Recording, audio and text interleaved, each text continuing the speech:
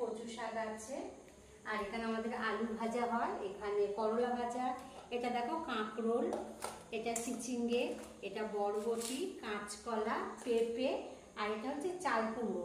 নারকেলটা এখনো কাটা হয়নি, কাটতে হবে। আর এখানে ডাল আছে, খেসারির ডাল। আর এই চালগুলিটা আমাদের গুড় পিঠা হবে, আবার এই যে কলার পিঠো হবে। আর এই চালটা আচার হবে, আচার নয়, চালটার চাটনি হবে। চালটার চাটনি হবে। এই বেগুন আছে, ঢেঁড়স আছে, কুমড়ো আছে, পটল আছে, এগুলো আমাদের সমস্ত কিছু ভাজা হবে। আর কচু শাকটা চচ্চড়ি হবে, আর ডালটাও চচ্চড়ি হবে। এই সবজিগুলো দেখো সব কাটা হয়ে গেছে বন্ধুরা, আর কি সুন্দর করে আমরা কেটেছি তোমরা দেখো। তাহলে সবজিগুলো সব কমপ্লিট হয়ে গেল। আর এবার আমি এদিকে উনুন জ্বালবো, আর আমাদের এখানে মাটির উনুন জ্বালতে হয়, তাই আমি এই যে মাটির উনুনটা ভালো করে বানিয়ে নিয়েছি। এবার মাটির উনুনটা জ্বালবো প্রথমে।